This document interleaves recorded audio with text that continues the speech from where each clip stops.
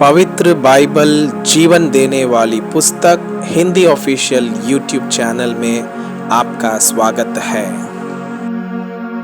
हमारे वीडियो प्रतिदिन प्राप्त करने के लिए कृपया हमारे चैनल को सब्सक्राइब करें और नोटिफिकेशन आइकॉन भी दबाएं। आज का पवित्र बाइबल पाठ दूसरा सामुएल की पुस्तक अध्याय 2। दाऊद का यहूदा का राजा बनना। इसके बाद दाऊद ने यहोवा से पूछा, क्या मैं यहूदा प्रदेश के किसी नगर में जाऊं? यहोवा ने उससे कहा, हाँ जा। दाऊद ने फिर पूछा, किस नगर में जाऊं? उसने कहा, हेब्रोन में। तब दाऊद इज़राइली अहीनोआम और कर्मेली नाबाल की स्त्री अबीगैल नामक अपनी दोनों पत्नियों समेत वहां गया।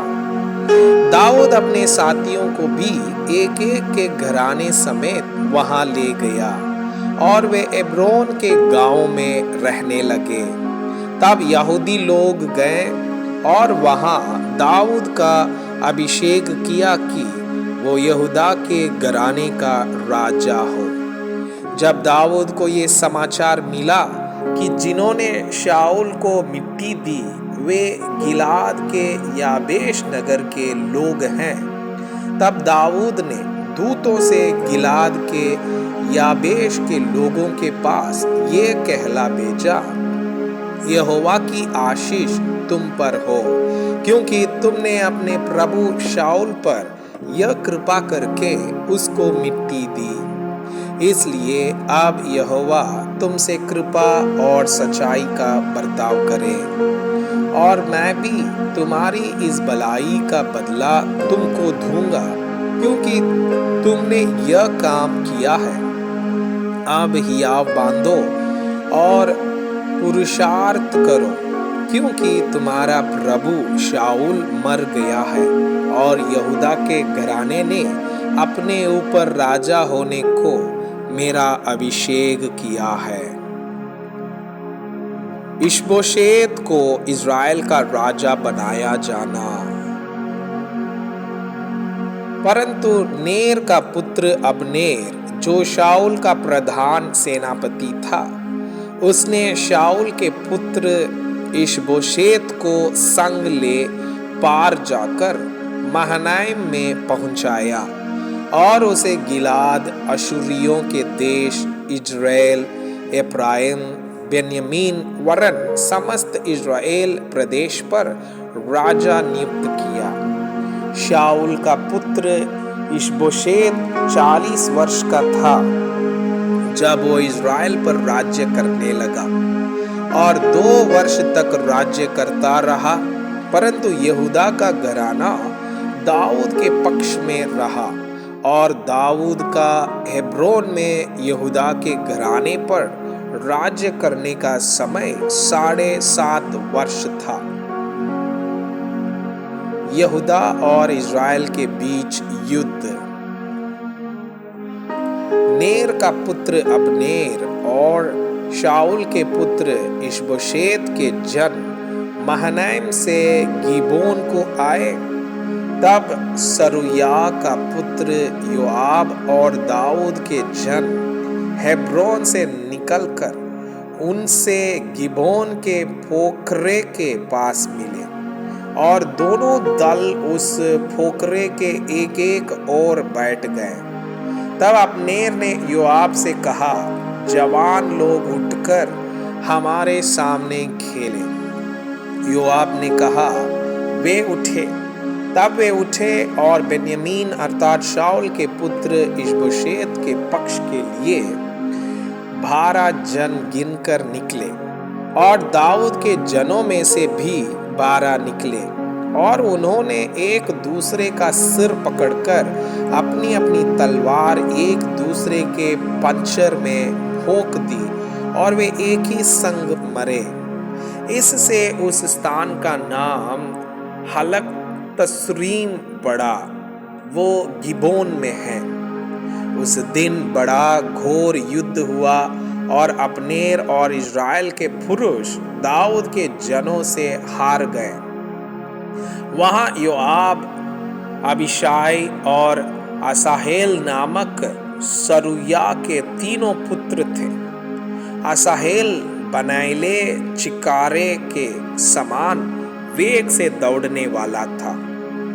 तब असाहेल अब्नेर का पीछा करने लगा और उसका पीछा करते हुए ना तो दाहिने और मुड़ा ना बाइने और। अब्नेर ने पीछे फिर के पूछा, क्या तू असाहेल है? उसने कहा, हाँ मैं वही हूँ। अब्नेर ने उससे कहा, चाहे दाहिनी चाहे बाईं और मोड़, किसी जवान को पकड़कर उसका बख्तर ले ले। परंतु असाहेल ने उसका पीछा ना छोड़ा। अब्नेर ने असाहेल से फिर कहा, मेरा पीछा छोड़ दे, मुझको क्यों तुझे मार के मिट्टी में मिला देना पड़े?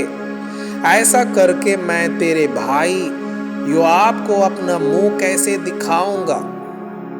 तभी उसने हट जाने से मना किया। तब अब्नेर ने अपने भाले की पिछाड़ी उसके पेट में ऐसे मारी कि भाला आर पार होकर पीछे निकला और वो वहीं घिर के मर गया।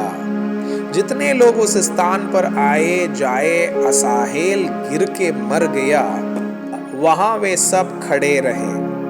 परंतु योआब और अबीशाई अब्नेर का पीछा करते रहे और सूर्य डूबते डूबते वे अम्मा नामक उस पहाड़ी तक पहुंचे जो गिबोन के जंगल के मार्ग से घिया के सामने है। और बेन्यामीनी अब्नेर के पीछे होकर एक दल हो गए और एक पहाड़ी की चोटी पर खड़े हुए। तब अब्नेर योआब को पुकार के कहने लगा, क्या तलवार सदा मारती रहे? क्या तू नहीं जानता कि इसका फल दुखदाई होगा? तो कब तक अपने लोगों को आज्ञा ना देगा कि अपने भाइयों का पीछा छोड़कर लौटो? योआब ने कहा, परमेश्वर के जीवन की शपथ की, यदि तू ना बोला होता तो निस्संदेह लोग सवेरे ही चले जाते और अपने अपने भाई का पीछा ना करते।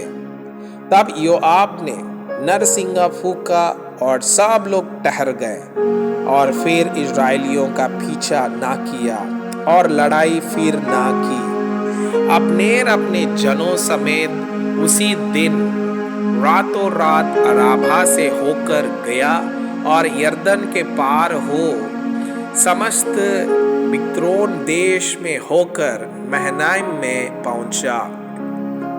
योआब अब्नेर का पीछा छोड़कर लौटा और जब उसने सब लोगों को इकट्ठा किया तब क्या देखा कि दाऊद के जनों में से 19 पुरुष और असाहेल भी नहीं है, और परंतु दाऊद के जनों ने बेन्यामीनियों और अब्नेर के जनों को ऐसा मारा कि उनमें से 360 जन मर गए।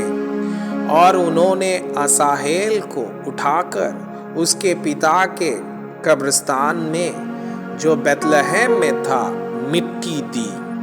तब योआब अपने जनों समेत रात भर चलकर पांव फटते फटते हेब्रोन में पहुंचा। मैं आपसे यह अनुरोध करता हूं कि कृपया आज का बाइबल पाठ को अध्ययन करें और जिन वचनों के द्वारा आप प्रभावित हुए उसे अपने कॉपी में लिखें और आज दिन भर इस वचनों को अपने जीवन में अभ्यास करें। परमेश्वर चाहता है कि आप उनके समान सिद्ध और पवित्र बन जाएं। परमेश्वर आपको बहुताई से